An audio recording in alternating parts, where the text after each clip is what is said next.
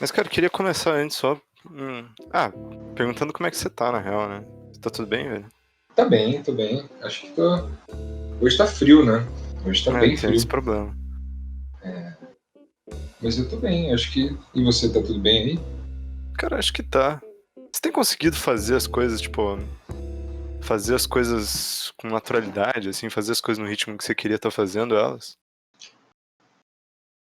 Ah, boa pergunta, cara. A minha impressão é que sim, embora que eu compreenda que seja um ritmo bastante particular, assim. É um, é um novo ritmo. Mas o que que você tem feito, assim? Pô, você tem conseguido escrever? Você tem conseguido pesquisar? O que que você tem conseguido fazer, assim? Putz, cara, varia bastante, né? Acho que você deve saber bem disso, assim, Uhum. só pela às vezes pelas mensagens que a gente troca, assim, mas eu tenho tentado manter uma disciplina, assim, e ela começa bem antes, assim, de escrever efetivamente, né? Eu tenho tentado fazer exercícios, que é uma coisa que eu não fazia, e tenho tentado não, tentado é uma expressão ruim, eu tenho feito mesmo. Então todos os dias eu faço, sei lá, uns 20 minutos de exercício, seguido de alongamento e tudo pelo YouTube, assim, bem patético mesmo.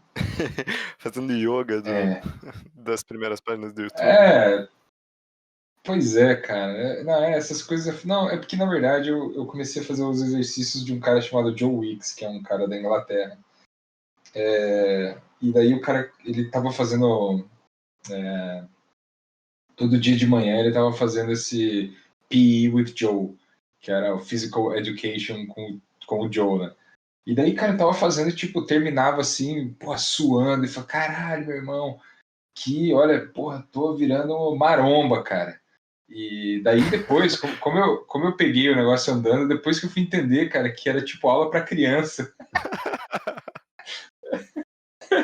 Juro pra Aula pra você. adolescente, né? Não, pra criança mesmo, cara. Criança de tipo kindergarten, assim, tem 8, 9 anos, sei lá. E daí eu me senti muito desmoralizado, mas eu tava me sentindo bem, assim. Eu falei, vou fazer até o. Daí o cara foi até o fim da parada, porque daí agora eles, sei lá, já terminou o Ele foi fazer isso durante o lockdown, né, na Inglaterra. Uhum, sim. E aí agora meio que voltou ao normal, a vida lá e tal, e daí o cara parou, infelizmente, né. Só que tem o canal dele, chama The Body Coach TV. O nome é horrível.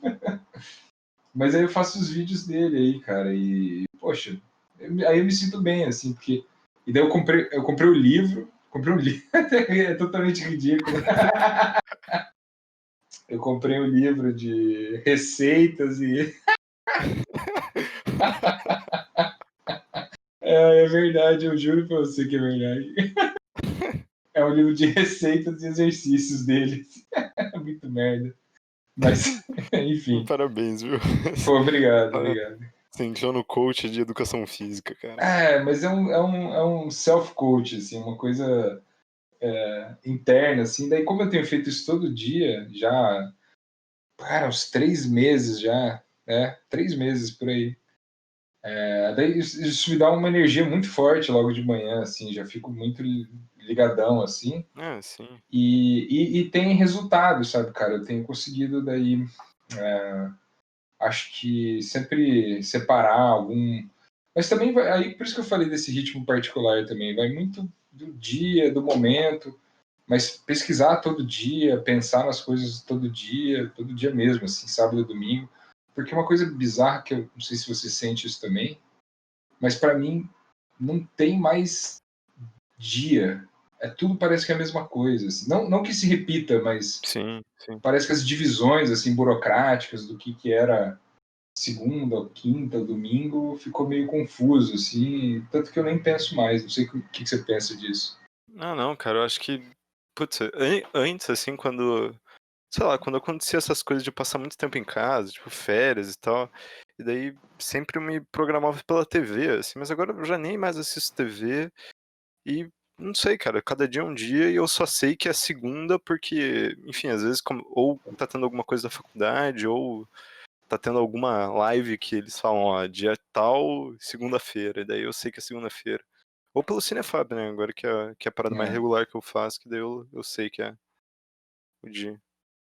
E é engraçado porque eu achava, pensando assim retrospectivamente, que isso produziria uma angústia muito grande, assim, mas na verdade não tem produzido essa angústia, assim. É, não, só não tem mais dias, né, e ok com isso. É meio que, pô, sei lá, até o dia que, não sei, na verdade a minha angústia hoje está justamente no depois, assim, quando, enfim, vai ter um depois em algum momento, assim, e isso para mim é meio estranho já, Sim, porque, sim, não sei, acho que na sua casa aí também tem uma certa atmosfera de proteção e ah, sei lá, é legal ficar em casa, num certo aspecto, assim, tem suas, sim. tem suas coisas e tal, mas, não sei. Não, cara, às vezes eu tenho medo de. Já faz uns 2 meses já que eu não tô mais também saindo de casa, assim. Antes eu saía pra ir na padaria e tal. Mas aí agora, quando minha mãe voltou pra cá, a gente começou a, tipo, enfim, sair menos, e daí agora quem sai mais é meu pai, que ele dirige, daí minha mãe acha melhor a gente não sair por causa que ela não quer que a gente se infecte e tal. A gente tem saído muito pouco também. E daí, tipo, e eu tô ok com isso. No começo era meio pesado, assim, mas agora eu já ok, assim, estou em casa, vou lá em cima, dou uma olhada pro céu e tal. É, Mas. E daí eu fico pensando muito também nisso, né? Quando voltar, será que os contatos vão ser os mesmos, assim? Eu não sei como que vai ser. Por exemplo, voltar a morar sozinho, né, cara? Eu tô morando aí há sim. 4 meses de novo com os meus pais, é uma coisa diferente, assim. Pois é, cara, é bem complicado mesmo, assim, de pensar tudo isso, que, enfim, até eu tava vendo, a gente tava falando ontem lá daquele negócio do pessoal das salas de roteiro dos Estados Unidos, lá eu vi um cara falando, isso também é um outro capítulo à parte, assim, mas eu vi o cara falando assim, do tipo, meu, o lance é só, não é também pensar o que vai ser o mundo, assim, né, tipo, que daí é muita coisa pra gente pensar, mas só ele falou, eu só queria saber quando que não pensar sobre essas coisas vai ser uma questão. Só tipo Uhum, isso, assim. sim, Isso eu achei muito legal essa frase dele, assim, porque porque é isso, né, cara? Tipo, sei lá, acho que lentamente a gente vai retomando as coisas. É como, eu não sei, eu acho que é como, sei lá, quando a gente se reencontrou aquela vez ali, ou quando você reencontra algum amigo que faz muito tempo que você não vê, uma amiga, assim, e daí você já começa a conversar e, sei lá, 5 minutos depois parece que estavam juntos o tempo todo, sabe? sim, sim, sim, Ou sim. mesmo quando o Santiago se mudou daqui, e eu fiquei pensando, nossa, cara, eu fiquei muito aterrorizado com essa ideia, né, poxa, meu filho de repente esquecer de mim, ou de como as coisas são aqui na casa que é dele também. Eu tô aqui no quarto dele, inclusive. E fiquei muito aterrorizado pensando isso. Aí quando ele voltou a primeira vez, cara, realmente foi assim uma coisa de 5 minutos. Assim, ele entrou, veio aqui no quarto dele, pegou as coisas e de repente era tipo, tava tudo normal, assim. Então esse processo também acho que é rápido, assim. Sim. Mas é curioso mesmo ficar muito tempo em casa e se acostumar com isso, né? É engraçado. E daí eu tinha perguntado aquela coisa de o que que você tinha feito, porque eu queria que a gente falasse também sobre.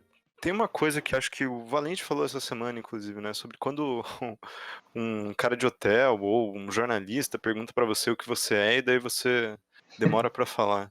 E a gente tem esse exercício muito engraçado no cinema que é sempre pra qualquer coisa você tem que enviar uma bio, né? Uma mini bio sobre você e tal. E essas coisas assim. O que que você faz, tá ligado? Nossa, cara, é muito difícil. Eu lembro de uma conversa que eu tive com o Chico Augusto, nosso amigo, que a gente foi pro Rio junto uma vez no festival lá no Curta Cinema, e a gente chegou junto lá no... Quer dizer, na verdade ele já estava lá, mas ele estava junto comigo quando eu estava preenchendo o check-in. Daí isso que você falou do Valente, eu lembrei na hora dessa história. Eu olhei para ele e falei, cara, o que põe aqui? Profissão? Daí ele falou, cara, eu sempre ponho autônomo. E eu achei uma grande solução, assim. Porque autônomo é uma palavra muito boa, né, cara? Ela define bem, assim. E autônomo te dá liberdade de ser qualquer coisa, né? Você pode ser Exato, caminhoneiro autônomo.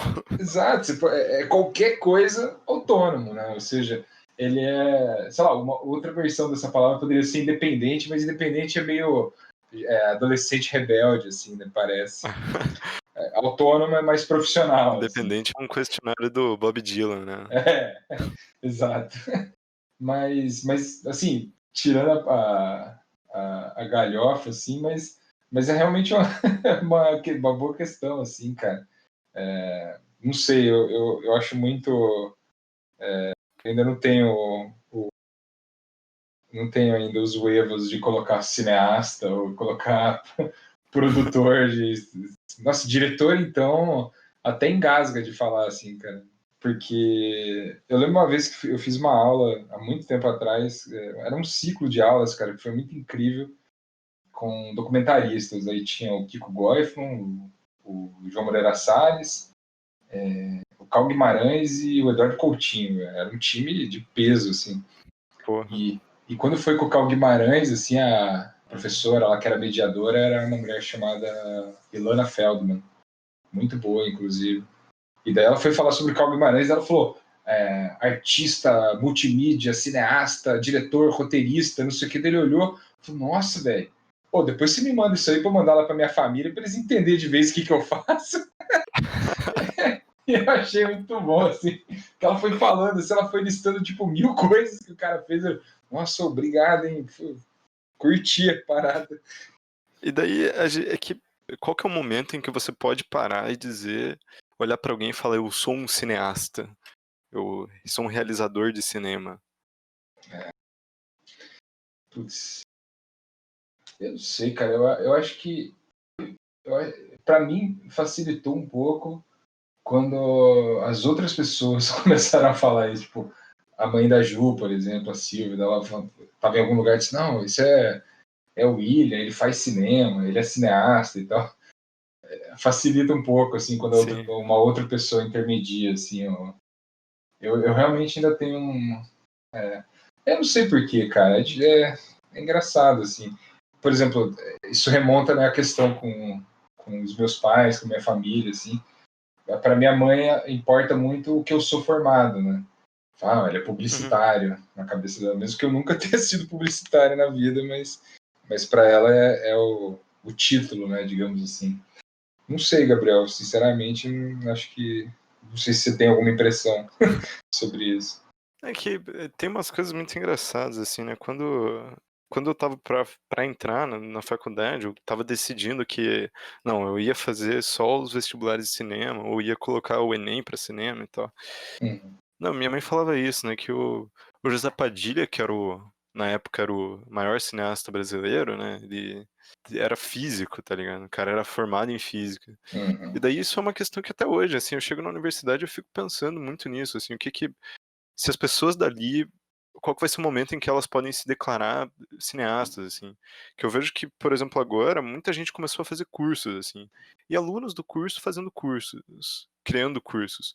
E daí, tipo, e alunos do curso, às vezes, com mais experiência na área do que alguns professores, e daí, o que que separa as duas coisas, né, nesse negócio que a gente faz? Porque eu sei o que separa isso, por exemplo, em física, né? Eu sei que, enfim, uma pessoa formada em física não é uma coisa que um cara que viu vídeos no YouTube, tá ligado? Sim.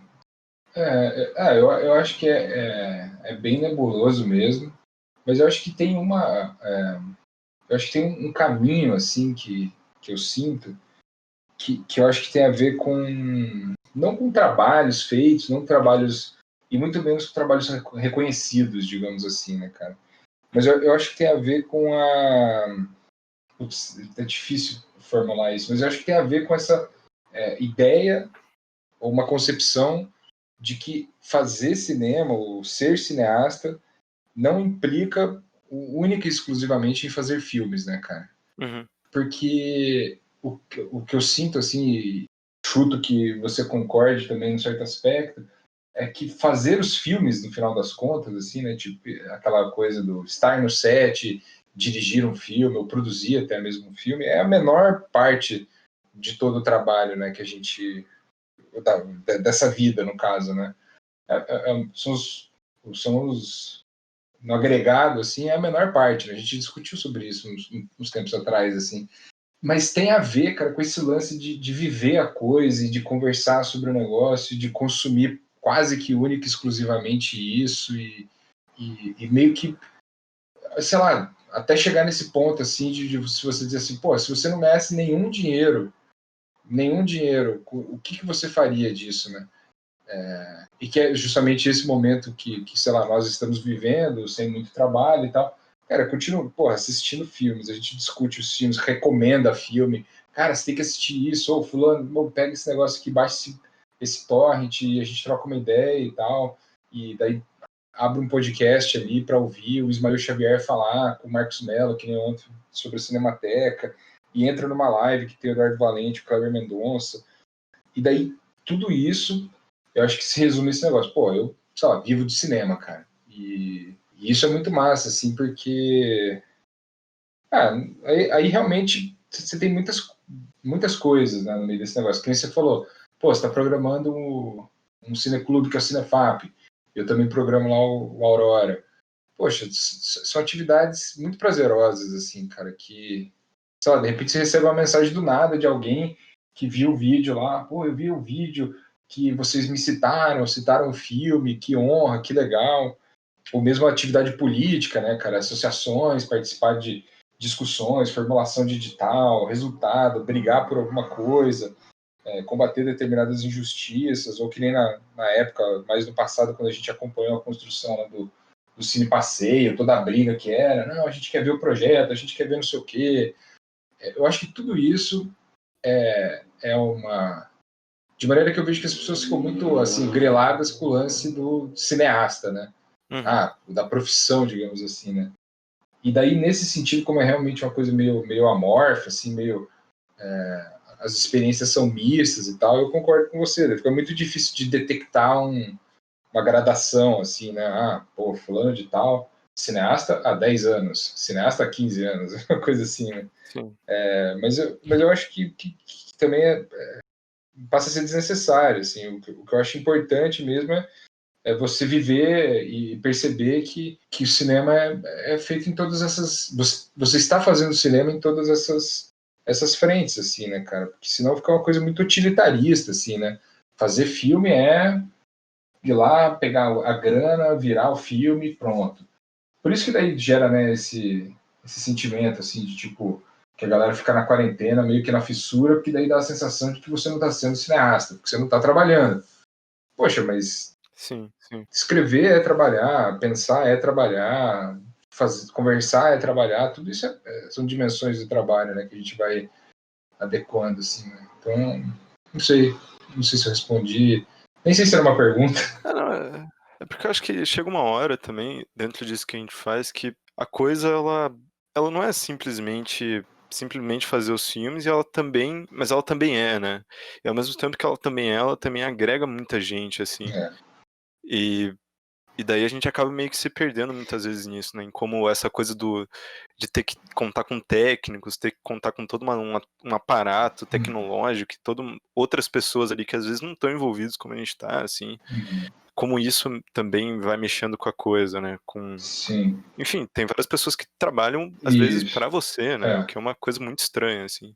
é verdade. Mas você quer ver um exemplo, até, já que você citou o José Padilha, né, que sua mãe sabia aí que era físico e tal, mas, por exemplo, cara, assim, pode ser polêmico e tal, mas eu não considero o José Padilha um cineasta brasileiro, por exemplo. Não considero, cara, porque ele embora tenha feito filmes no Brasil e provavelmente pretende ainda fazer alguns filmes no Brasil, poxa, todo o resto do que eu falei anteriormente, né, ele praticamente se abstém, né, cara? Então você tem um cineasta que tem uma projeção internacional como ele, um poder até financeiro, num certo aspecto, um poder de mobilização ao redor do nome dele e também da produtora dele, que poderia estar fazendo muito mais pelas duas principais crises que a gente tem aí. A principal delas que eu vejo é da Cinemateca, e a segunda, eu vejo menos problemática, porque eu acho que tem mais gente tentando neutralizar esse problema, que é a Nancine, mas você vê o cara que tem todo esse poder, que arregimenta toda uma comoção ao redor ali dessa figura dele, mas ele é único e exclusivamente esse cara que é um cineasta.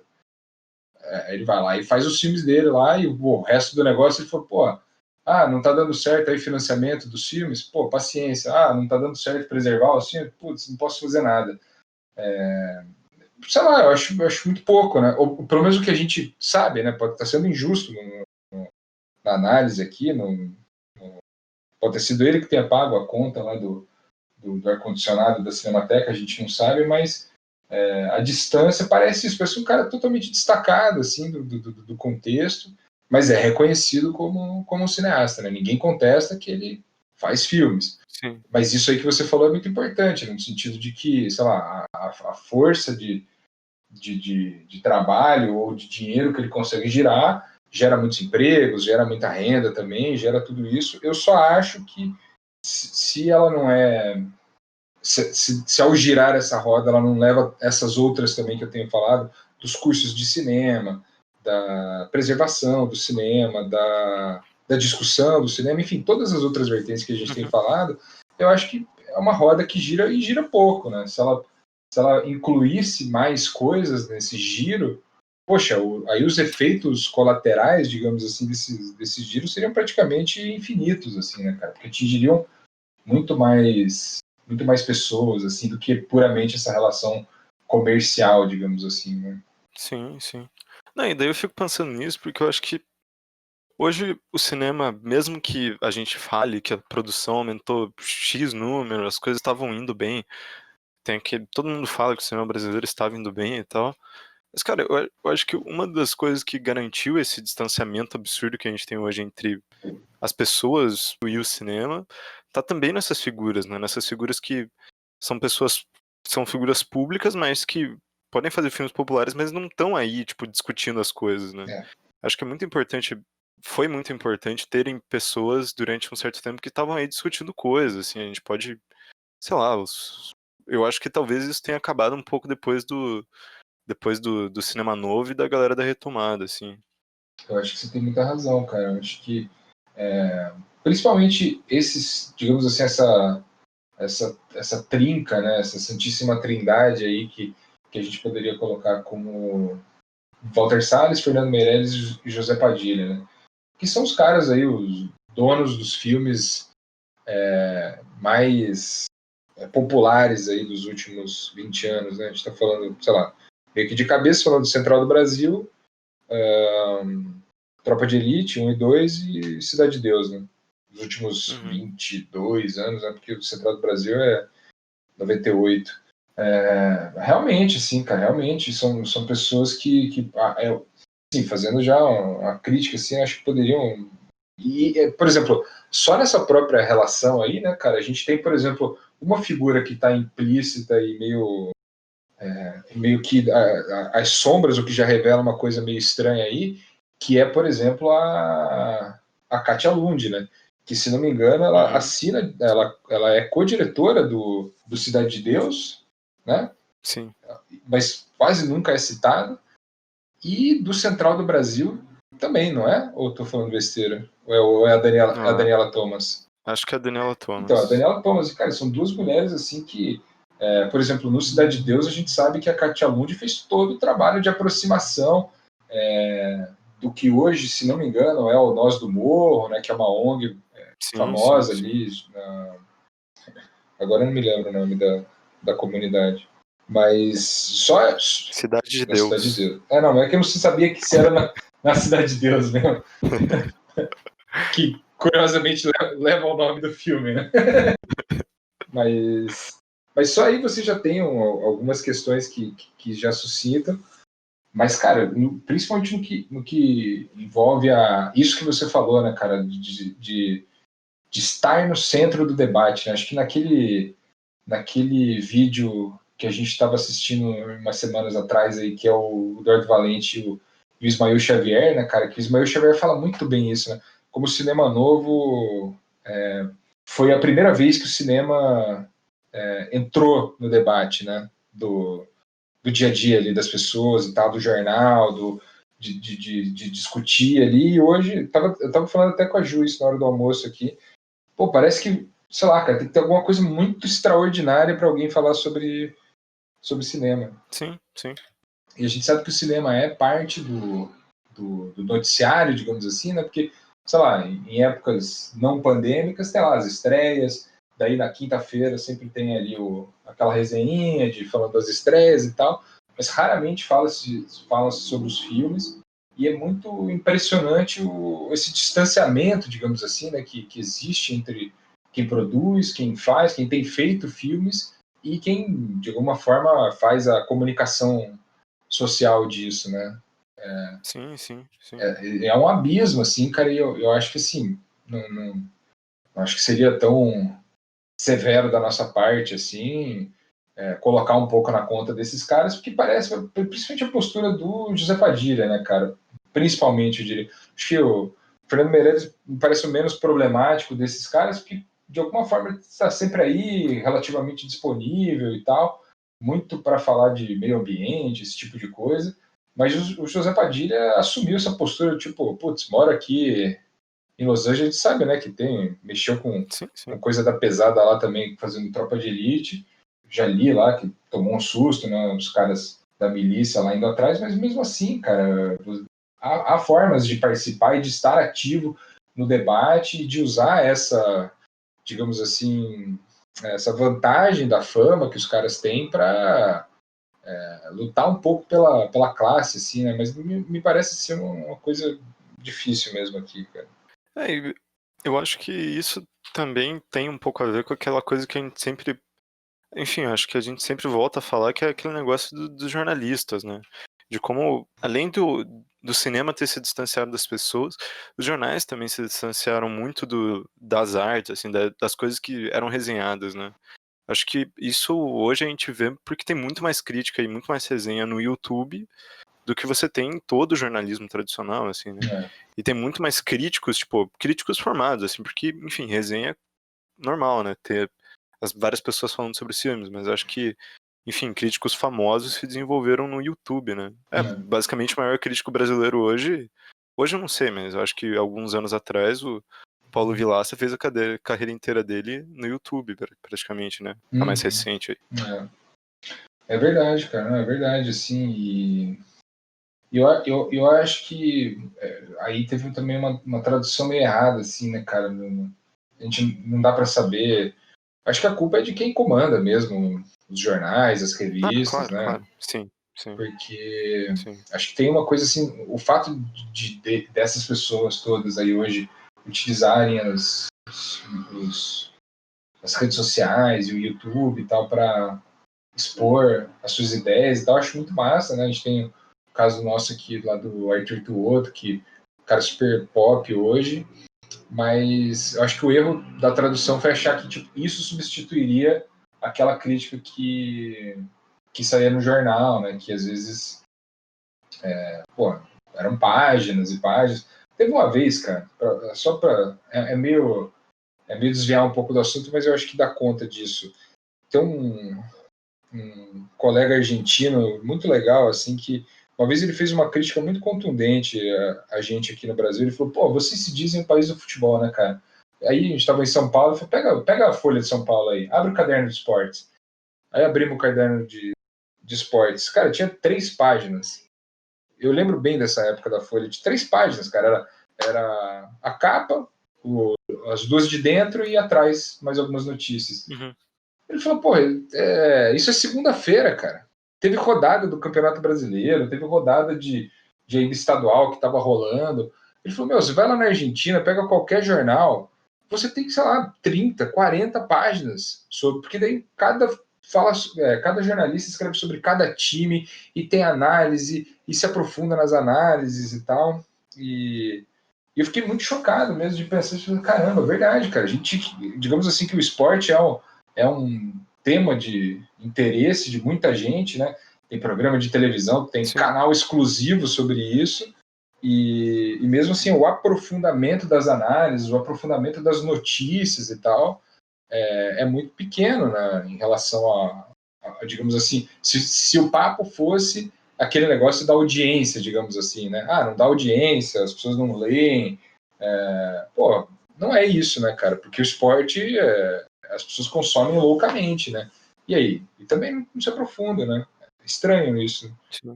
E eu sinto que, de alguma forma, as coisas têm. Não têm mudado, mas sempre estão na iminência de mudar aí, né? Tipo, acho que tem movimentos. Eu falo abertamente sempre do cinema negro brasileiro, porque eu acho que existe um movimento ali que ainda não está constituído, porque eu acho que só não teve alguém para.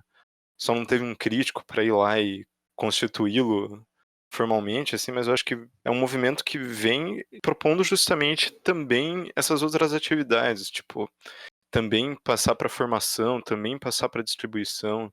Enfim, eu acho que talvez a resposta não esteja mais dentro desses grandes aparelhos midiáticos, né? Só que ao mesmo tempo que eu penso isso, também a gente vê que todos esses outros aparelhos também estão crescendo, né? Mesmo esses aparelhos alternativos. A Netflix está maior do que nunca, vai crescer muito mais. A Globo está se expandindo para tentar chegar e também se tornar cada vez maior. Então, não sei, eu achei isso meio sufocante. Mas eu queria falar dessa coisa da nova geração, assim. O que você acha disso? De ter alguns desses movimentos que estão tentando voltar com as críticas, tentando voltar com as formações. Eu acho que isso, na pandemia, cresceu muito nessa questão dos cursos e tal. Pois é, eu só queria falar juntar as duas coisas que você estava falando aí, que eu acho muito massa, cara, que assim, eu entendo isso que você fala do cinema negro e eu acho que partilho dessa mesma angústia, assim, né, parece parece que é isso, né, parece que falta parece que, digamos assim, tem toda a química ali, só falta o Big Bang, né, falta só aquela explosão, assim. Mas é que eu não sei se ela é detectável, Sim. assim, como uma explosão, tá ligado, cara? Isso que eu acho que é mais curioso, assim. Eu acho que ela é mesmo uma coisa que vai se estabelecendo no período sustentado, assim, de ir crescendo como a massa de um pão, assim, ela vai encorpando, né, com o passar do tempo. Eu acho que a gente tem alguns exemplos, assim, aqui no Brasil, na música, que eu acho que são mais detectáveis, assim, né? Embora, sei lá, seja discutível, né? Mas, por exemplo, tanto... Discutível, eu digo, por questão de gosto, né?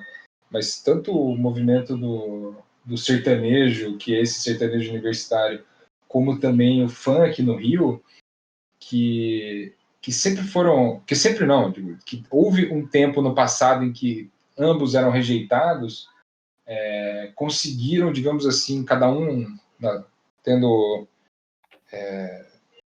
uma região como central, né, o funk no Rio e ali na Baixada Santista e tal, e o sertanejo, principalmente no interior, ali em Goiás e interior de Minas, eles conseguiram, digamos assim, estabelecer uma descentralização, né, do foco da produção, assim, né, e meio que deram a volta, porque daí, a partir do momento que aquela coisa ficou tão grande, que acabou tendo que ser absorvida, digamos assim, né, pelo mainstream, né, sei lá, som livre, tocar na Globo, esse tipo de coisa que consagra, né, o artista de vez, assim, né, e a gente tem alguns exemplos, assim, tanto de um gênero quanto de outro, e desses 1000 gêneros que foram se desdobrando deles, assim, né. Eu acho que eles são...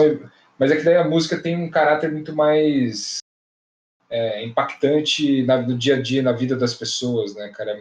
Tem uma rapidez e um comportamento das pessoas com relação à música que é diferente pro cinema, né?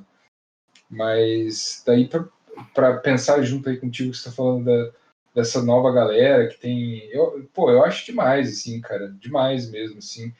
Principalmente o que envolve crítica e análise de filmes e tal, porque eu acho que, principalmente a gente aqui no Paraná, assim, né, cara, eu acho que tem uma força muito grande disso, assim, tem uma...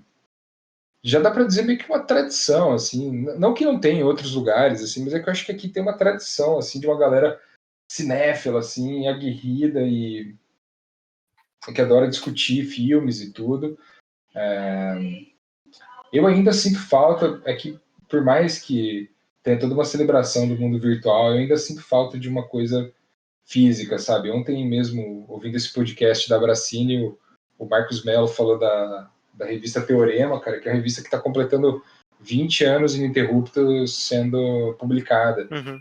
Poxa, é muito fantástico isso, sabe, cara? Você ter a revista, eu acho que é muito, muito importante, assim. Eu torço demais para que muitas dessas iniciativas, que nem eu falei, do Cinefap, ou mesmo do Aurora, mesmo do Cineclube Soberano, lá, que são coisas nossas aqui, para que elas, de repente, pós-quarentena e pandemia, elas encontrem alguma publicação Uhum. física, assim, cara, porque eu acho que pensando, tipo, nesse nosso momento aqui, é muito legal isso que a gente está fazendo, né? Porra, é muito massa, cara, trocar uma ideia com você e que a gente esteja gravando e tudo, é muito louco. Mas eu penso, pô, daqui a 30, 40 anos, assim, essas coisas físicas, por mais demodê que pareçam, assim, e tal, elas ficam, né, cara? E alguém encontra isso numa biblioteca, uma foto ridícula sua, de 40 anos atrás, e, tipo, e é super legal, entendeu? Sim, Isso dá uma ideia de conexão, assim, daquilo que vai ser feito daqui a 40 anos com o que a gente estava fazendo e pensando aqui. Eu acho que é super importante, assim, também lembrar que tem os velhos analógicos ali. sim.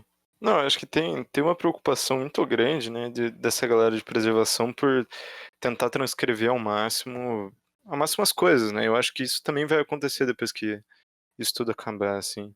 O que eu fico pensando muito é também, tipo, a gente tem, fora essas iniciativas, assim, mais regulares de cineclubes e tal, a gente tem tido muita live, né? Muitas coisas, e daí Tem, essas coisas eu fico pensando também no quão descartáveis elas não são, assim, né? O quão. Porque, enfim, uma live é uma live, mesmo que ela fique gravada e ela vai ficar gravada pra quem, né? Quem que assiste esses conteúdos gravados de 2 horas de uma live de Instagram que teve problema de conexão em vários pontos, assim, uma série de problemas, né? E daí eu sempre fico pensando muito nessa, enquanto descartável não tá sendo muitos desses processos, assim, que não deveriam estar sendo, sabe? sim, cara. Eu acho que tem uma coisa que é que eu acho que eu não sei bem o que especificamente, assim, né, mas tem qualquer coisa de o tanto que parece ser um prenúncio de novos tempos, parece ser carregado também de uma certa meio fugaz, né? Meio que isso, né? Eu lembro quando teve as primeiras lives dos artistas aí que estão bombando, né? A live do Jorge Mateus, live do Ivete Sangalo, a já lendária live do Bruno e Marrone, né? Porra, cara, milhões de pessoas ali assistindo, né? Mas agora, pô, teve uma última live já do Jorge Mateus que, cara, caiu drasticamente, assim, o número de pessoas que estavam assistindo, 200 e tantas mil pessoas. Acho que conecta também com aquele lance dessa MP do Bolsonaro se enfiou no futebol aí, que é a mesma coisa, né? Daí teve toda aquela celeuma, daí o Flamengo transmite o jogo com o Fluminense pelo YouTube. E, pá, 2 milhões e tanto de pessoas assistiram aquilo, né, cara? Mas eu fico pensando quanto que de uma linguagem própria tem na internet e quanto que tem de uma tentativa de reproduzir um outro espaço nesse ambiente da internet, sabe, cara? Sim. Isso que é a coisa que eu fico mais pensando, assim, porque você falou lá no começo, né? Tipo, pautava digamos assim, pela grade da televisão, né? E daí eu lembrei disso, né? Pô, eu vivi muito mais isso, assim, sou muito mais filho da televisão aí. Não que seja uma competição entre nós aqui, porque esse é um título não honroso. Mas assisti muita TV na vida, assim, entendo totalmente quando você fala isso, cara, porque tem uma espécie de certa mediação dos horários da televisão, que é muito doido, que faz com a gente, assim. Só que daí hoje, cara, eu sinto que tem muita gente que tem uma hora que cansa do streaming, porque cansa dessa coisa propositiva que você tem que ir atrás do negócio, você tem que eleger o que você vai assistir, Sim, sim. e da mesma forma, para mim, a internet, assim, ou seja, essa coisa fugaz, essa fugacidade do aparelho, do dispositivo, que é o computador, o notebook e tal, ele também acho que carrega uma linguagem em si, né, cara? Então, às vezes, as lives são longuíssimas, assim, 4 horas, 3 horas de coisa, e ela parece contra, né, o express do negócio ali, digamos. Que, por exemplo, isso aqui que a gente está fazendo, né, experiência de podcast parece ser muito mais, digamos assim, amigável à origem, né? Que é como se fosse um programa de rádio, né? Como se fosse Sim, sim. parece muito mais ajustada, digamos assim, né? Ou seja, agora tem essa possibilidade de a gente gravar uma conversa aqui, depois a gente edita, coloca ali uma vinhetinha, faz um negócio e tal, e vai parecer um programa de rádio. Não tão diferente dos programas de rádio que a gente ouvia no carro, em viagens e tal. Mas essa promessa, por exemplo, isso que eu falei do futebol também, migrar um jogo de futebol para a internet, embora tenha pontos positivos e interessantes disso, como a liberdade dos times, dos clubes definirem a coisa, mas assim, a forma dos caras transmitirem aquilo teve que ser idêntica da televisão, para não gerar um tipo de reclamação das pessoas.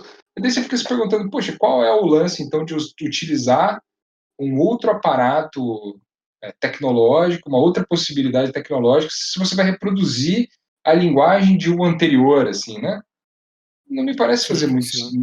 não me parece fazer muito sentido, assim. Me parece que tem essa espécie de, assim como é no cinema, né, cara? A gente fica ali se batendo muito, não só com as histórias, muito com as histórias, para construir elas e que elas sejam boas e sejam interessantes, mas também depois tem muito da magia da linguagem, né? Que a gente vai eleger, ou que a gente rejeita, ou por que foi isso, por que não foi do outro jeito, ou o que implica nessas escolhas e tal. Então me parece que como na internet, principalmente nesse tempo de quarentena, essa lance das lives surgiu como uma resposta de necessidade de estar fazendo algo assim.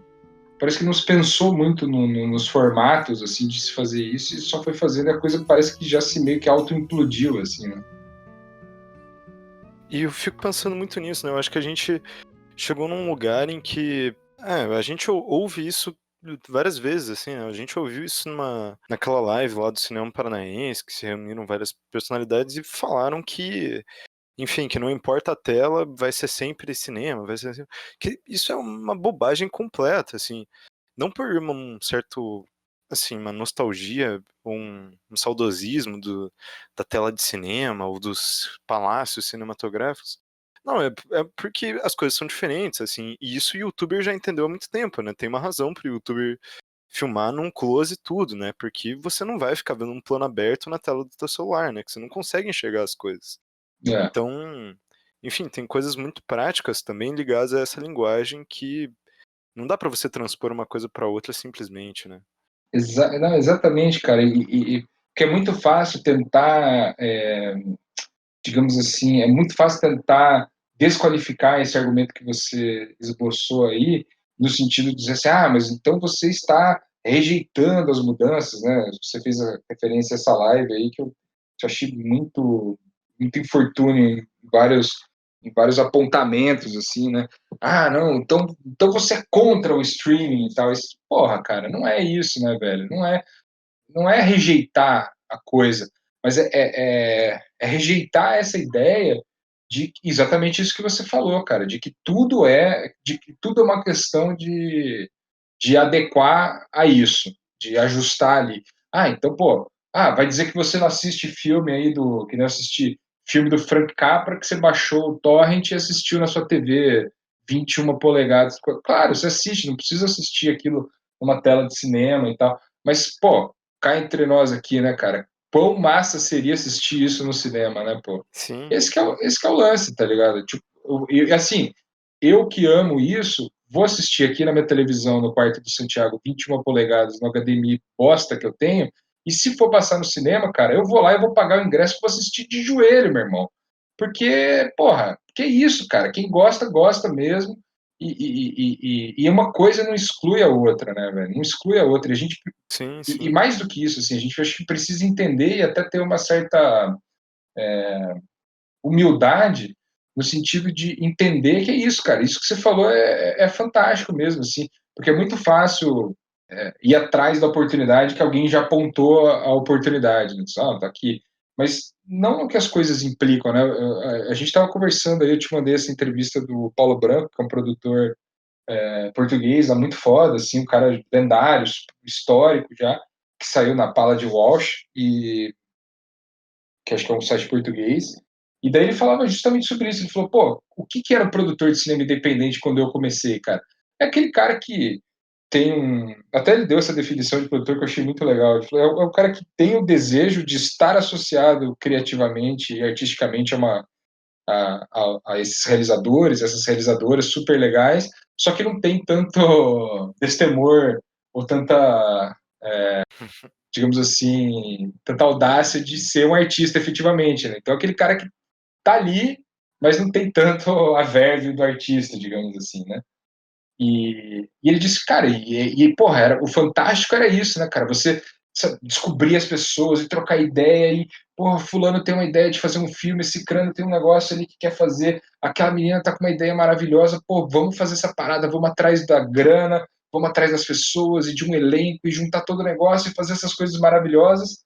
Ele falou, cara, daí agora, produtor independente, a pessoa, ah, não, eu estou trabalhando para Netflix, estou trabalhando para Amazon, estou trabalhando para não sei o quê, para Galmon, ele falou. E daí você é funcionário de uma coisa abstrata, ele falou. Porque não existe um código específico assim do que é estar trabalhando para a Netflix. No entanto, já tem uma série de guidelines assim, né, de tem que ser tal coisa, tem que ser assim, tem que ter essa cara, tem que ter. Pô, mas que história é essa, cara? Sabe, é muito estranho, né, bicho? Muito estranho, assim. Eu vejo com muitas ressalvas, assim, cara, principalmente quando a galera aparece apontando, porque é aquilo que a gente falou, né, cara? É o mesmo papo do Napster lá, é o mesmo papo daquilo, cara. Que a galera, não, isso aí vai acabar com a música, Não, não acabou, cara. Não acabou. Tem gente comprando disco de vinil ainda, tem gente comprando CD, tem gente comprando fita cassete ainda, cara. O meio é o meio. Sim. Meio a meio, e sempre vai ser, e que bom que tenham outros meios. Agora, um meio não vai significar automaticamente a destruição do outro, porque da mesma forma que tem alguém querendo fazer o negócio ali, tem alguém que vai, de uma forma muito simples, encontrar uma outra forma, está sempre na forma, está sempre na linguagem que é estabelecida. E eu sinto que às vezes a galera nem respeita, e nem eu mesmo já caí muitas vezes nessa tentação, né, de tipo, nem entender essa linguagem por trás dos youtubers, ou achar puta, que saco e tal, mas é isso que a gente estava falando lá dos exercícios lá atrás, por exemplo, né, cara? Pô, eu tô fazendo exercício no YouTube, e o cara que faz exercício, o cara não tá querendo fazer uma academia no YouTube dele lá, cara. Ele propôs uma série de coisas que funcionam nessa interface, onde ele tá ali fazendo exercício que nem um paspalho, e eu tô aqui na minha casa que nem um idiota também fazendo, né? Ou seja, o cara estabeleceu uma linguagem que é efetiva nesse sentido, né? Porque ele entendeu o meio. Não sei se faz sentido isso que a gente está falando. Acho que faz, cara. E eu acho que você falou um negócio que eu queria muito falar sobre, que é essa coisa das empresas, né? Porque a gente chegou num ponto em que mais do que estar envolvido com meios, assim, o meio é o streaming, mas a gente não está envolvido com o meio. A gente não se propõe a produzir para o meio, a gente se propõe a produzir para empresas, né? Eu acho que isso se coloca como uma coisa muito. Enfim, eu fico muito complexado por isso, assim, porque eu acho que chegou um ponto em que as coisas elas se adequam. Óbvio que a linguagem se adequa para onde ela está sendo publicada, né? A gente já acabou de falar isso. Mas a gente está adequando os conteúdos para empresas. E a partir do momento que a gente está adequando conteúdos para a empresa, a gente está adequando para o lucro dessas pessoas, né? E isso significa, basicamente, que a gente está produzindo, são comerciais para essas pessoas, né? Netflix, você faz um filme para ver se eles conseguir mais assinaturas e mais cliques para eles estarem produzindo mais, assim. Eu acho que a gente chega numa questão muito complexa, assim, que é enfim, não é como se fosse ruim, não tem uma resposta certa ou errada, boa ou ruim, mas que a gente está basicamente fazendo publicidade para essas empresas, né? Tem muitas das séries que agora o objetivo é conseguir o clique para e daí você começa a reinvestir naquelas fórmulas, né? Aquelas fórmulas de ouro ali de um determinado momento de Hollywood que era, ó, de minuto 1 ao minuto 5 você tem que engajar a pessoa para ela não sair do teu conteúdo, para daí você, enfim, você começa a criar regrinhas e indicativos das coisas. E isso acho que tá levando para um caminho bastante tenso, assim. Sim. Cara, eu acho que você tem, assim, absoluta razão. E eu acho que esse papo nosso é um dos primeiros que estou vendo que está chegando mais do que eu vi, pelo menos, mais no cerne da questão, assim, cara. Mas isso aí que você estava falando, Gabriel, eu fiquei pensando em outra coisa aqui que acho que é complementar a isso aí que você está falando, que para mim, um dos grandes perigos disso aí que você está falando, de fazer produtos sob encomenda, né, para nem sabemos para o que, né, cara? Porque é um negócio bem, como disse o Paulo Branco aí, né, é uma coisa abstrata, né, uma coisa asséptica, né? O que que é a Netflix no final das contas, né, cara? Ninguém sabe, pô. Não é sei lá, antes você pensava no, eu sei que é uma discussão, até tem uma promessa de debate ali com o Tomás e com a Cris disso.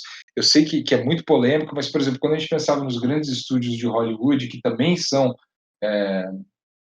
coisas gigantescas e assépticas e tal, mas na época, né, do Star System, dos grandes estúdios, você tinha ali, cara, figuras, David Selznick, Irving Thalberg, Robert Evans, depois um pouquinho, que é uma espécie de discípulo deles, e esses caras mediavam e davam um pouco a cara do que era, e outros tantos, né, que eu nem me lembro para citar o nome aqui, mas esses três, os três principais, assim, inclusive até caras que tinham uma certa autonomia em relação aos estúdios e podiam ir atrás de outros artistas, e muitas das vezes até na Europa. E a Netflix parece emular um pouco isso, só que ainda Uhum. descaracterizada, né? A gente não sabe quem que é efetivamente aí nessa.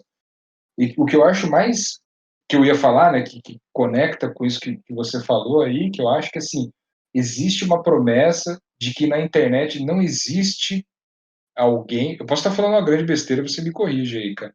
Mas parece existir, pelo que eu vejo, principalmente das pessoas até mais velhas do que nós, assim, a sensação de que na internet não existe alguém que intermedia a sua relação com aquele negócio que você está consumindo, seja um vídeo no YouTube, seja uma coisa na Netflix ou na Amazon. E a gente sabe, cara, que não é bem assim. Uhum. Não é bem assim, ou seja, tem toda ali uma coisa de algoritmos, tem todo um negócio de determinadas mensagens para umas pessoas, determinadas mensagens para outras, e depois de todo esse negócio do Cambridge Analytica aí nas eleições e tal, a gente realmente sabe que tem ali, até dá para dizer que são realidades distintas, né, cara?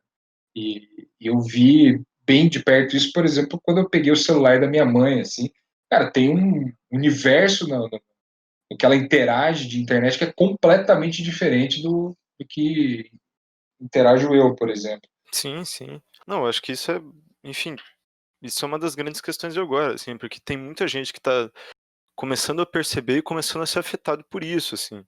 Acho que tem uma discussão, principalmente na Twitch mesmo. A Twitch é um lugar bastante interessante para pensar isso, porque eles trabalham com os esquemas que remetem a um certo YouTube antes, assim, porque hoje o que o YouTube faz é não apoiar mais o criador de conteúdo, e sim o conteúdo que ele está fazendo. Então você tem determinadas linhas assim que você pode seguir para ser monetizado, e você tem determinados esquemas que você tem que fazer para o seu vídeo ser constantemente recomendado por eles, que é ter um padrão no conteúdo, ter um padrão de duração X, assim, você não pode fazer vídeos muito curtos, porque senão você tem poucos anúncios. Normalmente, daí você, a partir de 10 minutos, você tem vídeos que tem mais anúncios podem ser colocados ali. Aí o que acontece que é muito engraçado é que tem alguns YouTubers que param o vídeo aos 7 minutos, porque não tem mais o que falar, e daí dos 7 aos 10 minutos fica uma imagem preenchendo o vídeo com alguma coisa falando do canal, e essa imagem é o que vai, tipo, pode ficar aparecendo anúncio ali, mas aquilo ali, mesmo que ninguém fique ali, aquilo ali marca uma duração que permite que ele consiga monetizar mais o vídeo, né? Ou Uhum. que o vídeo apareça mais em determinados lugares de recomendação. Isso eu acho uma coisa quase que surreal, assim, porque a gente caminha para o que o algoritmo começa a mediar o conteúdo, né? Uhum. Deixa de ser. E isso que você falou, assim. Não tem uma pessoa, tem uma inteligência artificial que vê ali o que cada pessoa quer, junta elas num determinado grupo de pessoas e começa a recomendar o teu conteúdo para aquelas pessoas. E daí, a partir do momento que você tenta fazer algum que começa a fugir um pouco, as pessoas começam a sair do teu vídeo, daí o teu vídeo começa a ser menos recomendado. Então, é uma conta, né?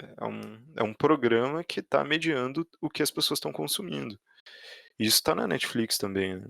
Exatamente, cara. E isso eu acho que é muito preocupante, assim, porque, porque isso me parece uma falsa promessa, entendeu? Sim, Isso me parece uma falsa promessa de liberdade, assim. Isso tudo que você descreveu aí, cara, eu nem sabia, mas já tinha sacado em vários vídeos, assim, que eu não entendia por que Cargas d'Água ficava, às vezes, um vídeo nada a ver, assim, de um cara, sei lá, vídeo de futebol é bem comum, assim. Aí sempre tem um panaca lá que fica, oh, quer ganhar dinheiro na internet, não sei o que. Você fala, cara, mas qual é dessa porra aqui?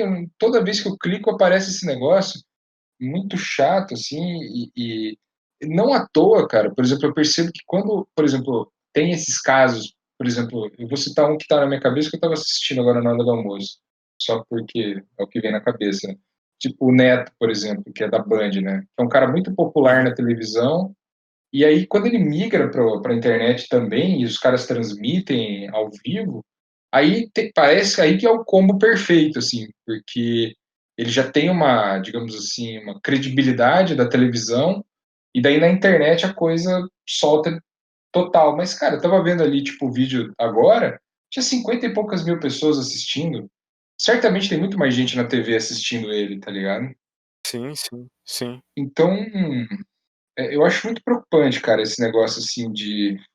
Não preocupante no sentido de ser meio arredio à tecnologia e nada disso, mas eu sou muito desconfiado com exatamente tudo isso que você descreveu, cara, com esse comportamento robótico de uma coisa, que assim, comportamento robótico de um negócio que não é robótico, sacou, cara? Que são pessoas assistindo coisas, só para terminar o raciocínio, mas digamos assim, para fazer uma outra provocação sim, e ver o que você acha.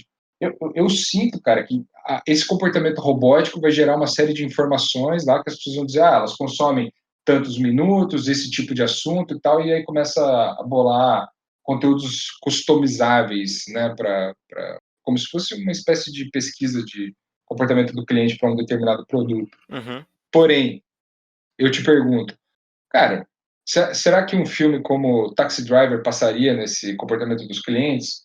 Será que um filme como Alien passaria no comportamento desses clientes, cara? Ou qualquer outro filme que a gente tenha trocado ideia aí recentemente, que seja muito massa, Dançando com Lobos, cara. 3 horas e quase 4 horas de filme. Óbvio que não passaria nesse crivo aí. Kevin Costner dançando na fogueira aí, né? É. Pô, que história é essa, cara? Pô, o cara dançando na fogueira, e lobo aparecendo, índios aí, guerras e tal, filme de época, não, tá louco, cara, nada disso. Sabe, e daí você, sei lá, e isso na mão de um canalha é uma ferramenta incrível, né, cara? Porque aí Sim, um canalha que não tem visão, um canalha que não tem coração e que não tem o menor senso artístico, ele vai simplesmente mostrar e vai dizer, ó, olha aqui, cara, o público agora tá querendo consumir coisas de shampoo e condicionador e tal. Então faz uma série sobre shampoo e condicionador aí, cara. Ah, porra, bicho. Não, óbvio que tá exagerando na toperice da coisa, mas assim, mas a gente tá ligado que rola, né, esse tipo de coisa já, né, cara? Que os caras já sim. usam esses eu considero pseudodados, cara, de verdade, assim, porque não tem como medir o comportamento da pessoa pelo clique ou pelo. Não dá, cara, não dá. Eu sinceramente acho que. E aí vai criando esses nichos, né, cara? A gente vai Uhum. dividindo as pessoas cada vez mais em nichos. Aí tem um nicho de pessoas que vai assistir esse tipo de coisa. Eu acho que diminui. Que é uma coisa que você estava falando, eu acho que você pode falar mais. A promessa, pelo menos do que os nossos colegas aí estavam falando nessa live, a promessa de que você vai acessar um público maior, só que na prática pode ser que seja um público muito menor, Sim, né? sim, sim. É um público não só menor em número, como menor em diversidade, né? Se a gente fala tanto sobre democratização de acesso às coisas, eu acho que a gente caminha muito mais para um sentido de, óbvio que não é produzir um conteúdo de massa, mas sim de massas, né? Por exemplo, pegar um cineasta paranaense, William Biagioli, começa a fazer filmes de época sobre doenças. Aí o filme dá certo. Aí depois desse filme de época sobre doenças, falam, não, pô, você não quer fazer um filme de época sobre política? Porque o seu filme tinha um pouco de política, né? Aí ele vai lá, faz uma e dá certo. Daí ele começa a ficar mais nichado e a gente começa a perceber que o filme ele tá sendo indicado por um determinado grupo, que é o grupo de pessoas de 30 a 45 anos que tem interesse em filmes de época. E daí ele começa a segmentar mais, né? 30 a 45 anos com ensino superior e tal. E agora pode ser que eu caia no nostálgico mesmo, mas tipo, cinema é um espaço aberto, né, cara? É, Cinema é um espaço aberto que tá sendo mediado por você por um ingresso que muitas vezes é um absurdo de caro, mas que na quarta, no Shopping Curitiba, é R$ 6. Aí qualquer é, pessoa que possa entrar no Shopping Curitiba e assistir, pode escolher um filme pra assistir por R$ 6. E, tipo, comparar isso com uma assinatura mensal de R$ 24,90, onde você pode assistir todos os filmes do mundo, mas que vão estar sendo indicados para você através de uma curadoria muito esperta de um algoritmo, eu acho que a coisa é bem diferente, assim. com certeza, cara, porque a gente está excluindo toda. Porque, por exemplo, né, cara, quando você falou da gente fazer essa conversa gravada, eu fiquei pensando, cara, o que eu mais sinto saudade, me juro, o que eu mais sinto saudade, cara, é de poder caminhar na rua e a gente ficar trocando ideia. Isso que é o que eu mais sinto saudade, assim, eu acho das coisas mais. Então, se o algoritmo está decidindo as coisas que você vai assistir, cara, você vai lentamente se tornando um tirano ali, né, cara, Sim, das suas próprias escolhas, digamos assim, né, cara? É uma espécie de morte por inanição programada. sim. Parece isso, cara. Parece. Esse é um bom nome, aí, inclusive, para o teu podcast. O nome do podcast, o episódio é Morte por Inanição Programada. Mas é que parece isso, cara. De verdade, assim, e tudo bem, vai ficar parecendo que a gente é dois daqueles caras tipo Isaac Asimov, assim, o futuro é uma coisa destruidora e tal. Mas não é, cara, porque, sinceramente, assim, o que eu sinto é isso, cara. Essa promessa, né, parece o streaming, assim, parece uma espécie de garimpo do audiovisual, assim, né, Sim, cara? Aí tá todo tipo de aventureiro tá indo pra lá, não, porque é lá que tá o ouro, cara, é lá que tá o diamante, é lá que tá as esmeraldas. E, porra, as histórias do garimpo são bem mais. As histórias de destruição são muito maiores do que as histórias de enriquecimento. Então, sim, eu sinceramente, assim, cara, sinceramente, e isso, para não dizer as barbaridades de linguagem que a gente vê nessas adequações, assim. Então, isso aí que você falou, cara, eu acho que é isso, é muito isso, assim, porque o que eu sinto de tudo isso que você falou aí, Gabriel, que é uma discussão que vai longe pra caramba, assim, é isso, assim, cara, ele é mais como eu posso dizer, ele é mais uma opção dentre as várias opções que a gente tem, né, cara? Mas, por exemplo, o streaming não parece conseguir responder à altura o jornalismo diário, por exemplo. sim, sim, Né? Pode ver, cara, está acontecendo o que for, assim, se você quer ver uma notícia, ou você vai ligar ali na Globo, na Band, nos canais que a gente sabe que tem jornalismo, ou nos pagos que você também sabe que tem jornalismo. Na Globo News, na CNN, e por aí vai. É, então já tem, digamos assim, uma certa limitação aí do streaming, ou seja, para o jornalismo diário, parece que o lance do streaming não funciona, não tem streaming de notícia, né?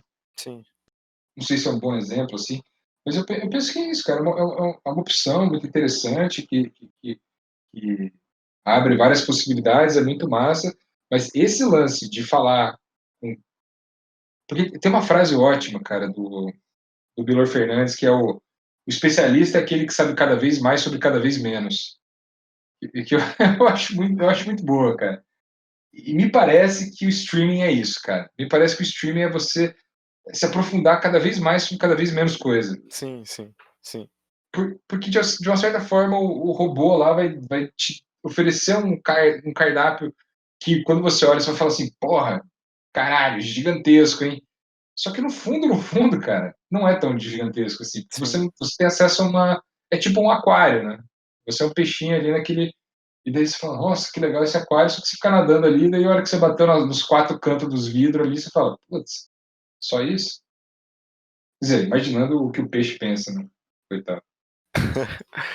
Mas eu acho que é bastante por aí, cara, principalmente e eu acho que isso tem um perigo muito grande, assim, também pra gente enquanto sociedade, né, da gente começar a ver cada vez coisas mais padronizadas e voltadas a um ponto de vista, ou a um grupo de pontos de vistas específicos, e a gente começar a esquecer o mundo, assim. Isso é uma coisa que eu fico um pouco assustado, assim, com quando eu vejo algumas pessoas declararem a morte, que o cinema sertanejo universitário tem que acabar, porque são todos bolsominions e tal. Eu acho que isso também é um pouco efeito dessas coisas que os algoritmos fazem, né, de restringir as coisas para o que você quer ver, assim. E acho que o que você não quer ver, às vezes não é o que você detesta, tá ligado? Às vezes não é o que você odeia, mas você começa a odiar porque, enfim, você desconhece aquela coisa e você só vê as notícias ruins daquilo que se encaixam com o seu nicho, né? É verdade, não, você tem toda a razão aí, cara. E ele parece caminhar em par em passo com essa. Não é, eu já não acho mais que seja uma polarização, mas é que daí é uma polarização de dois polos, né? Então é uma dicotomização disso, né? De um lado que está certo, de um lado que está errado. Só que para quem supostamente está do lado errado, não tem nada pior do que estar do lado errado, né, cara? Sim. Então, essa pessoa que foi colocada do lado errado, ela vai reagir e vai dizer que está do lado certo, né? E assim, para mim, cara, não tem nada mais perigoso de tudo isso que a gente está falando, como justamente detectar, cara, que um bando de ignorantes, assim, que são ignorantes mesmo, conseguiram domar a internet a seu favor, como é, por exemplo, toda essa escória que está junto do Bolsonaro. Uhum. De uma forma muito louca, esses caras que são, tipo, completos ineptos, assim, e, claro, e até alguns tiozões, assim, cara, Sim, conseguiram dar forma a isso, e uma forma que, para eles, é muito benéfica, e, enfim, rendeu tudo que rendeu aí, só, tipo, um presidente da República para o Brasil, e eles conseguiram domar isso a favor deles, né, cara? Então, eu acho que eu acho que é isso, cara, esse lance desse garimpo aí, que eu falei aí, acho que dá uma ideia boa do, do tamanho dessa confusão aí, cara.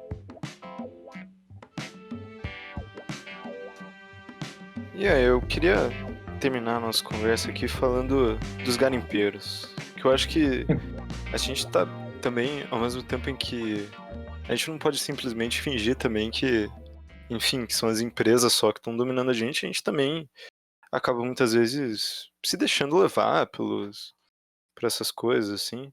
E às vezes porque essas coisas são legais, assim, às vezes a gente quer fazer isso, às vezes tem coisas muito massa que são produzidas na Netflix, né? E Uhum. como um conteúdo mesmo nichado, mas que são muito divertidas, muito interessantes de ver. Eu acho que cada vez mais a gente tem visto um caminho, assim, de jovens cineastas indo direto pro streaming, né? E daí eu queria conversar justamente sobre uma outra coisa, cara, que é sobre filmes. Porque eu acho que chegou uma hora em que tem muitos cineastas que passaram pelos curtas, passaram pelos festivais, conseguiram um certo reconhecimento, uma legitimação, ascenderam a um determinado lugar e foram direto para as séries, assim, direto para esse mercado todo meio estranho que a gente descreveu, que a gente discutiu. E não sei, assim, eu queria saber o que que você acha disso, assim, porque eu acho que tem tem uma geração, assim, mais ou menos da sua idade, de 30 e poucos anos, que tá começando a ir. Eu acho que o Boca a Boca é um começo de prova disso, assim, de, tipo, pessoas que não a Juliana Rojas, mas talvez o Esmir Filho, assim, pessoas que vão conseguir muito mais sucesso de público nessas séries, muito mais sucesso, às vezes, de crítica mesmo nessas séries, né, de reconhecimento nessas séries, e vai ser uma geração de cineastas de streaming, né, de pessoas que estão trabalhando ali. Eu acho que isso também me parece que com esses desmantelamentos todos, assim, com esses fins digitais e com a Netflix fazendo o que ela tá fazendo, assim, de como, e a Globoplay, a Amazon também, né, fazendo isso de tomar o mercado e, enfim, começar a fazer aquilo que de desenvolvimentos, milhões de desenvolvimentos em São Paulo e no Rio, de séries e quantos mais outros produtos, web séries, podcast, não sei o quê. Então, não sei, cara, o que que você acha disso? Você acha que existe uma geração aí que vai partir muito mais para as séries do que para os longas? Ou você acha que eu tô falando besteira? Cara, putz, não, eu não acho que esteja falando besteira. Também me preocupa muito, assim, cara, porque. Ah, porque é isso, né, cara? São bichos bem diferentes, assim, tem coisas. Eu não sei se eu tenho ainda uma opinião formada sobre isso, sabe, pra te falar a verdade, cara. Só vamos, acho que, conjecturar, assim. Por exemplo, essa live até que a Jaque recomendou pra gente aí, desses showrunners americanos e tal, que eu tava vendo hoje aí, de manhã, tipo a galera que fez o Ozark, The Morning Show, Westworld, só, tipo, série pesada, né? Os caras falam, bicho, com um tom assim de tipo, eles produzem o entretenimento do planeta. Uhum. Juro pra você, cara, o tom que eu senti deles ali é isso, cara. Tipo, eles vários momentos estão falando global, global, cara, eles não estão de todo errado, né? Eles Sim, fazem sim, coisas sim, sim. pro mundo inteiro, né, cara? Tipo, Westworld, o próprio nome já diz aí, tá no world inteiro. Game of Thrones e. Enfim, porra, a Netflix estreia em todos os países do mundo, é realmente global o bagulho, né? Porém, cara, você veja, né? Até teve hoje aí um filme de um cara chamado Matias Mariani, que estreou em 189 países na Netflix. Não sei se você viu essa parada aí. Não vi.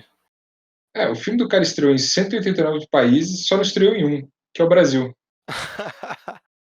É, cara, assim, é surreal, tá ligado? É surreal, assim. É surreal, porque parece que o Brasil também tá fadado a achar uns pontos, assim, obscuros dessas histórias de distribuição e tal. Então, eu concordo demais aí com a linha do seu raciocínio e tal.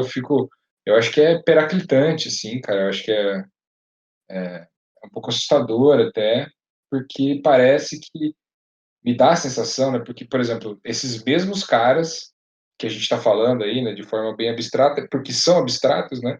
São os caras que estão aí financiando essas séries nos Estados Unidos, e eles sabem que isso é global, e daí eles financiam aqui, cara, o que me parece ser uma espécie de série B, tá ligado, cara? Uhum.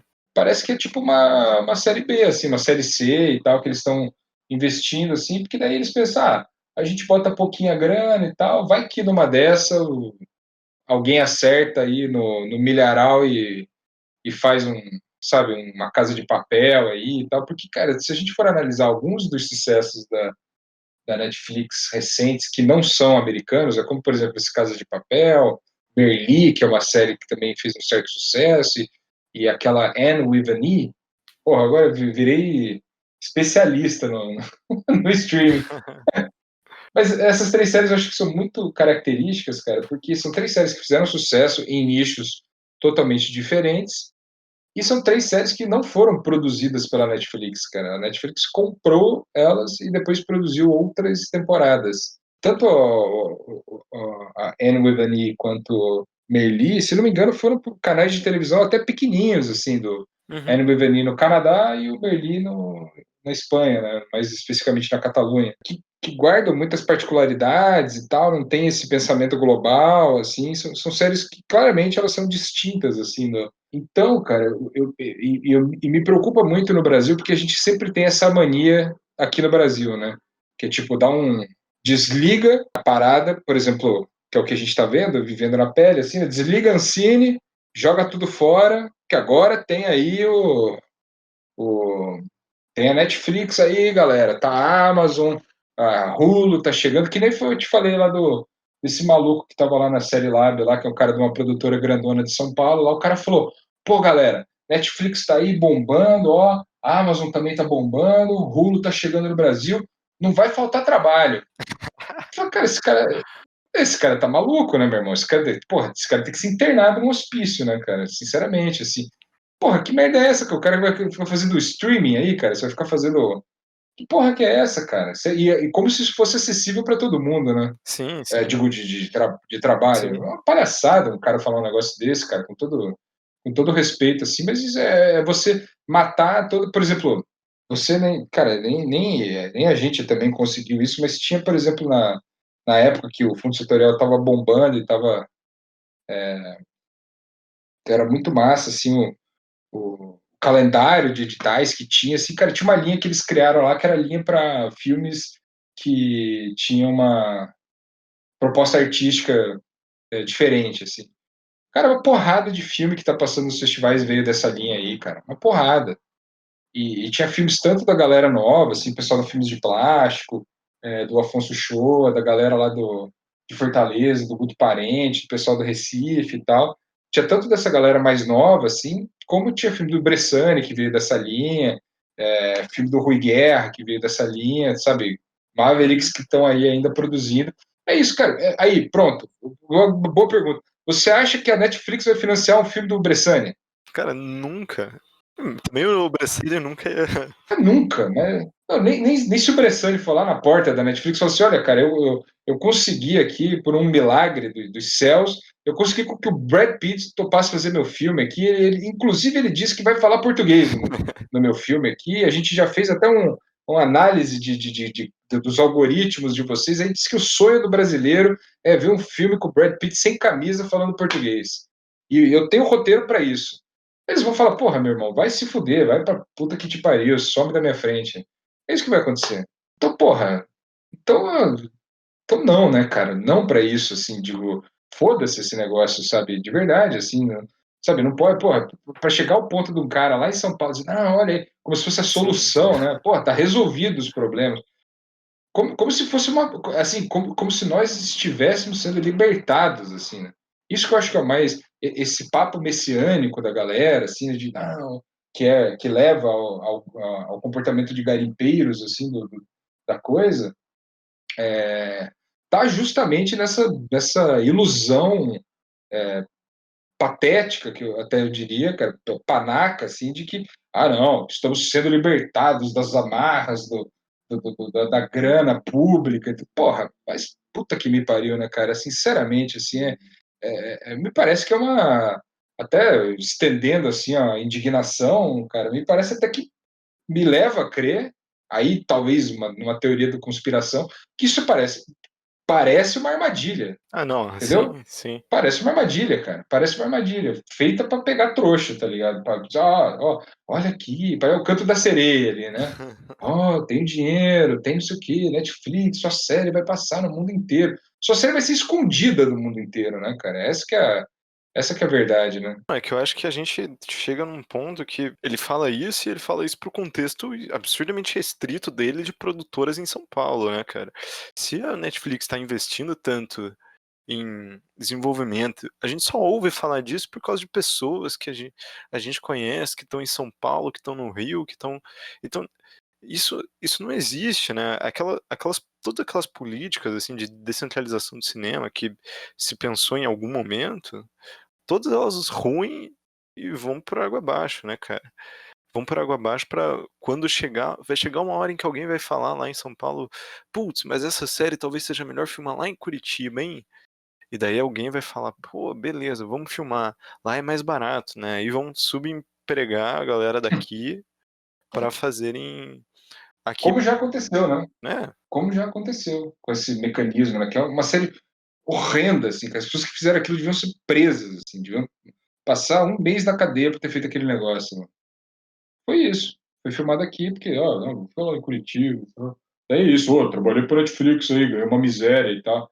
Porra, faça meu favor, né, cara? É assim, isso aí que você falou, cara, acho que tem alguns episódios disso que eu acho que ilustra muito bem. Então, por exemplo, uma das coisas que eu achei mais emocionantes, assim, mais bonitas, cara, e você sabe muito bem, porque eu já falei muitas vezes isso, mas deixa registrado aqui, quando lançaram o No Coração do Mundo, o filme do Gabito e do Maurílio lá, que o Gabito botou no Facebook lá que tinha tipo um grupo da galera do bairro, que a mãe dele escreveu lá uma mensagem dizendo: "Ó, pessoal, lembra do filme que o Gabito fez e tal, agora vai passar lá no Cine Contagem, lá que é um shopping, nem me lembro o nome do shopping". Porra, bicho, isso aí pra mim, cara, sincero, sabe? Eu não tenho nem palavras para explicar o quão comovente eu acho isso. Aí vai dizer assim, ah, pô, o filme fez lá, sei lá quantos mil espectadores, 20 mil espectadores. Porra, foda-se, cara, foda-se quanto fez. Só o fato de ter tido gerado esse engajamento, quer dizer, os caras filmaram lá no bairro onde eles cresceram, com as pessoas que conhecem eles desde pequenos e tal. E daí as pessoas começam a partilhar a própria história do filme ali, junto com poder assistir o filme, e isso ser mensurado em público, não, porque o modo avião, lá o filme da Netflix, sei lá, 10 milhões de pessoas assistiram. Foda-se, cara, sinceramente, foda-se. Quer dizer, digo, que bom que tem as duas coisas, vai, até para não parecer só cuspindo fogo, que bom que tem as duas coisas, cara, mas assim, nunca pode ser colocada em relação o fato do filme ter tido 20 mil espectadores, eu nem sei se foi esse o público, mas ter tido 20 mil espectadores, não pode ser colocado isso como menor em relação a um filme que fez 2, 3 milhões de espectadores. Sim, Assim, sim. que bom que tem essas duas coisas, que bom que tem essas duas realidades. Uma coisa não precisa anular a outra, uma coisa não precisa ser abandonada em relação à outra. E talvez para essas 20 mil pessoas, ou sabe Deus quantas mil pessoas que assistiram No Coração do Mundo, talvez tenha feito muito mais sentido para a vida delas e tenha sido uma experiência muito mais inesquecível do que assistir apenas mais um filme ali na Netflix que sabe Deus se as pessoas até assistiram e sabe Deus se as pessoas terminaram, né? Porque Sim, uma sim. coisa, uma coisa é começar, outra coisa é terminar, né, cara? A gente pode fazer essa questão, esse cálculo aí com temporada, né, cara? O filme que vê, pensar o que ele representou na época do lançamento e o que ele representou sendo só mais um filme da Netflix, assim. Sendo só mais um filme que tá lá disponível no catálogo, sabe? E, Exatamente. e aí, se o temporada não tivesse saído nos cinemas, e se a temporada não tivesse estreado no Festival de Brasília, tivesse estreado direto no coisa, né? O que isso representaria? A gente pode É, falar que isso não representa nada para as pessoas, mas eu acho que isso representa muito para aquelas pessoas, né? Não só pro André ou pro Gabito, mas para, enfim, pro bairro deles, né, cara? O que representa Contagem ganhar o Festival de Brasília, assim? Eu acho que exatamente, cara. Eu tava lá, cara, eu tava lá, curiosamente, nesse exemplo que você traz da temporada, eu tava lá e, e eu afirmo isso porque, enfim, a minha própria opinião já está totalmente imbuída desse sentimento, assim. Mas, cara, para mim é muito, muito significativo, entendeu, cara? Muito, assim. Eu tenho certeza que para eles também é, assim, nesse sentido de você ter uma relação mais real. Pode ser muito menor do que. Quer ver, para exemplificar de forma mais simples, assim, eu lembro que eu discutia muito com o Gil, que é amigo nosso aí que estava nessa fatídica live aí. E o Gil falava muito disso. Ah, vou estrear meu filme no YouTube, vou estrear meu filme no YouTube. Cara, tudo bem, beleza. Vamos estrear o filme lá no YouTube. Mas, porra, bicho, você, digamos assim, se você tivesse estreado o filme no YouTube e depois chegasse lá o e-mail do Festival de Berlim dizendo, puta, cara, você jogou o filme no YouTube e a gente estava para trazer o filme do Festival de Berlim. Você tirava ou não tirava do YouTube, cara? Né? Quer dizer, porra, assim, essas coisas elas são também muito importantes porque elas legitimam as trajetórias, elas dão chancelas, tem toda essa coisa do seu tipo, tudo isso aí, beleza. Mas também tem o gesto simbólico do reconhecimento dos outros, de pessoas que assistem, que também querem se conectar, e os filmes passarem em outros países. Poxa, por exemplo, os filmes do Kleber Mendonça, que a gente sabe que tem distribuição maciça na Europa, agora tá saindo na Criterion e tal. Cara, que tesão que é. Sabe, hoje eu recebi um e-mail da Criterion que tá lá, lançamentos de julho. Eu só li Bacurau, eu falei, caralho, que animal, bicho. Quantos anos que eu recebo e-mail da Criterion e daí vai sair um Blu-ray. Você fala, cara, mas o Blu-ray é puto elitista, quem que pode comprar? Sim, bicho, mas aí também tá lá o nicho das pessoas que compram Blu-ray, assim como é o nicho das pessoas que assistem isso aí no Netflix, que assistem no Mubi. São mais opções, assim, são coisas... eu acho que, assim, é que muitas das vezes parece, né, um negócio ali... Parece isso, cara, parece a Terra Prometida e a gente sabe que não é assim, né, velho? Essa que é a verdade. Cara, muito obrigado aí, velho. Tem muito mais coisas que eu queria conversar aí, mas acho que a gente foi pra um lugar Sim, bem massa e acho que foi bem bacana conversar assim, velho. sério? Você curtiu? Sério. Eu falo demais, cara, foi mal. Ah, cara, relaxa, velho. Eu gosto de ouvir. Não, eu também gosto de ouvir aqui, eu acho que você provocou nos pontos certos, assim, cara, e de repente a gente faz mais disso depois que, sei lá, foi legal aí, cara. Foi legal mesmo, muito bom. Valeu, velho. Vou desligar aqui a gravação. Valeu.